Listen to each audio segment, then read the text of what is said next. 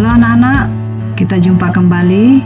Bagaimana kabar kalian pada hari ini? Semoga sehat selalu dalam lindungan Tuhan.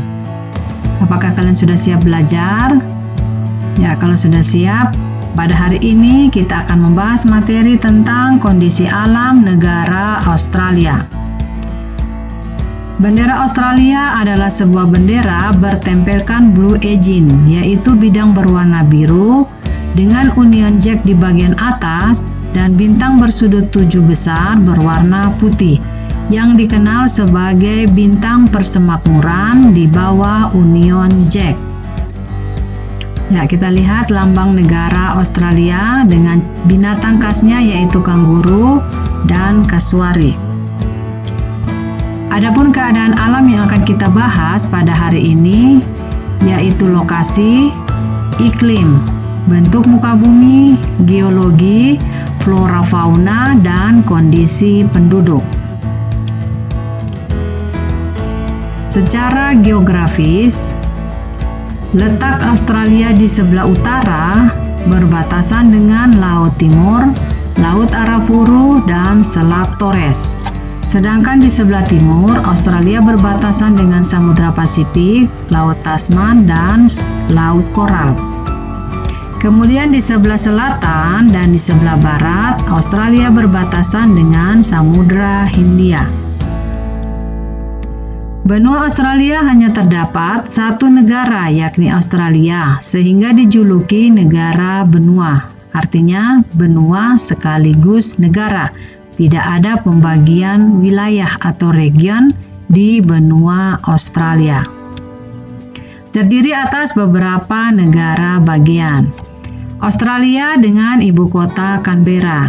Adapun negara bagiannya yaitu Victoria beribu kota di Melbourne, New South Wales beribu kota di Sydney, Queensland beribu kota di Brisbane, Australia Utara beribu kota Darwin, Australia Selatan beribu kota di Adelaide, Australia Barat beribu kota di Perth, dan Tasmania beribu kota di Hobart.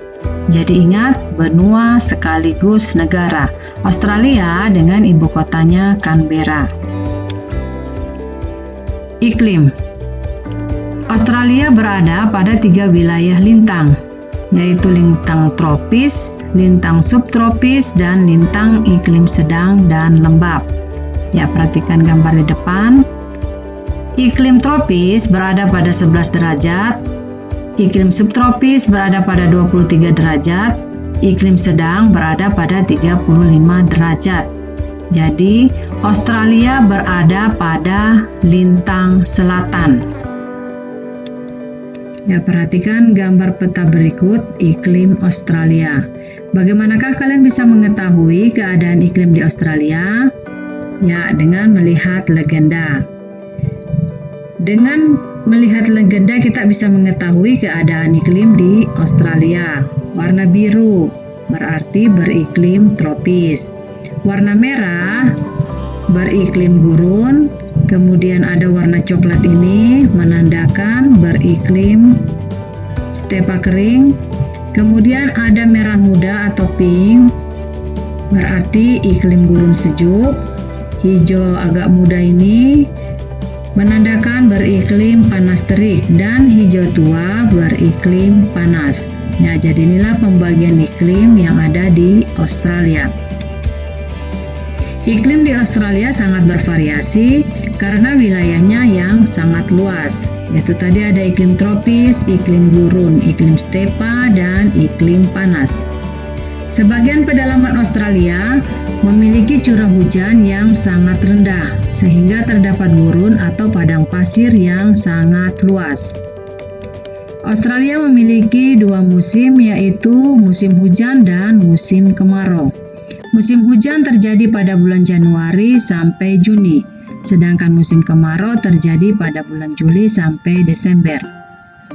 Bentuk muka bumi.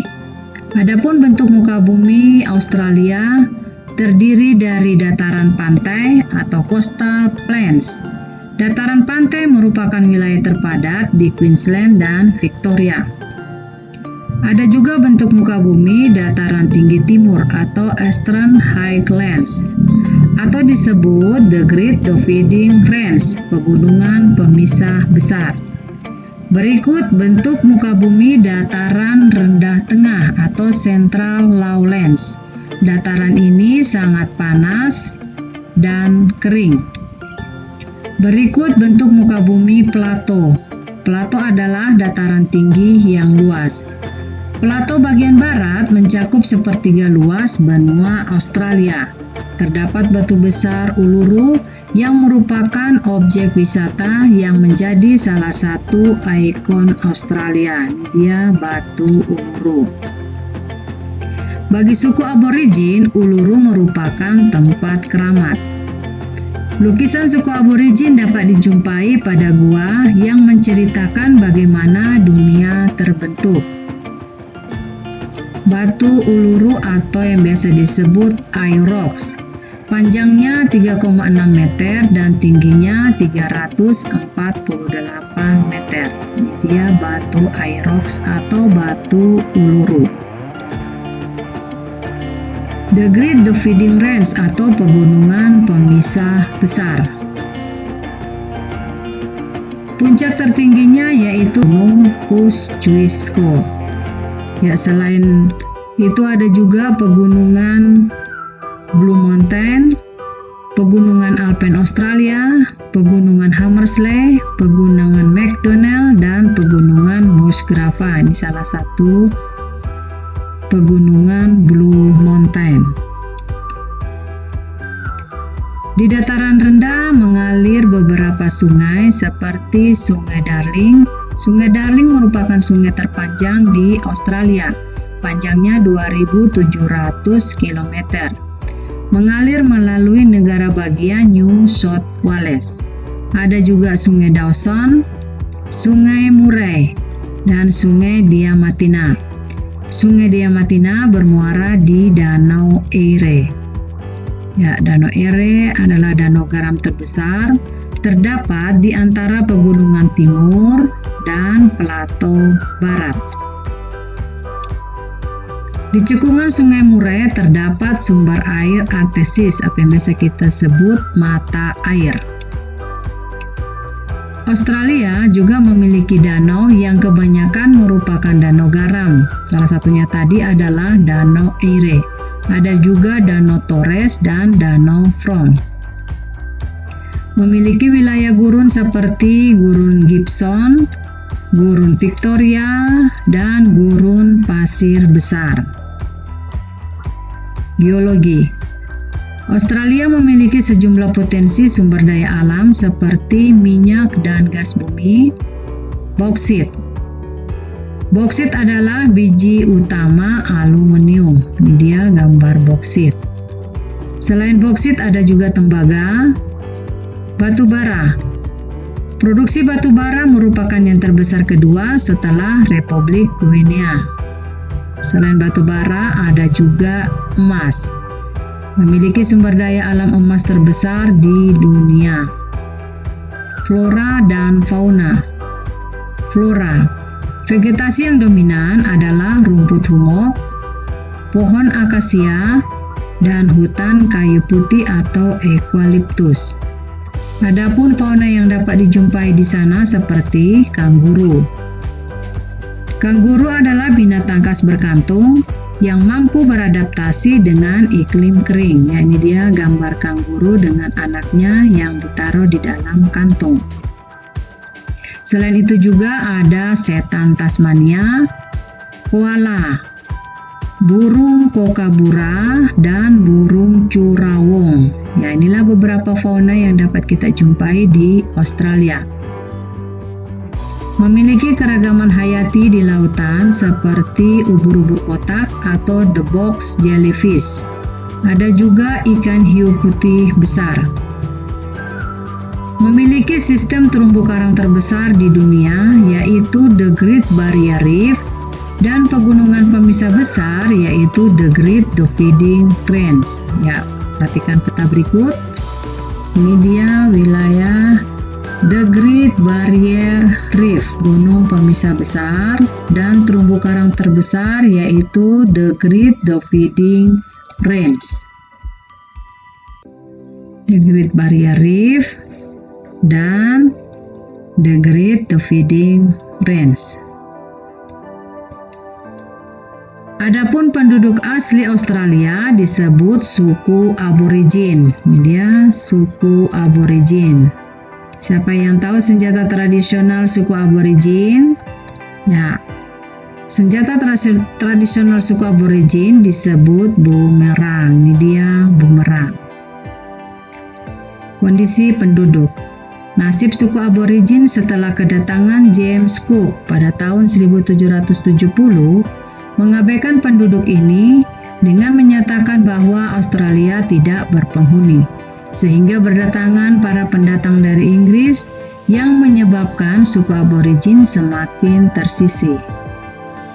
Kedatangan penduduk pendatang membawa penyakit, merusak lingkungan sehingga suku aborigin menderita kelaparan. Ini kita lihat kota-kota penting di Australia. Waterfront di Sydney merupakan pemandangan yang paling menarik. Ya, ada juga di sini gedung opera atau gedung teater seni. Kota Brisbane, ibu kota dari Queensland, merupakan pusat perdagangan dan kebudayaan. Kota Perth merupakan kota pelajar. Melbourne merupakan kota pusat industri dan pelabuhan yang penting. Baik, kita lihat sekarang hasil peternakan yang utama. Adapun hasil peternakan yang utama adalah keju, daging, mentega, dan penghasil wol nomor 1 di dunia. Ya, jadi wol berasal dari domba, bulunya yang diolah sehingga menghasilkan wol. Selain hasil peternakan, ada juga hasil pertanian seperti gandum, kapas, tebu, dan buah-buahan. Buah-buahan yang terkenal di sana adalah anggur, karena anggur diolah untuk minuman.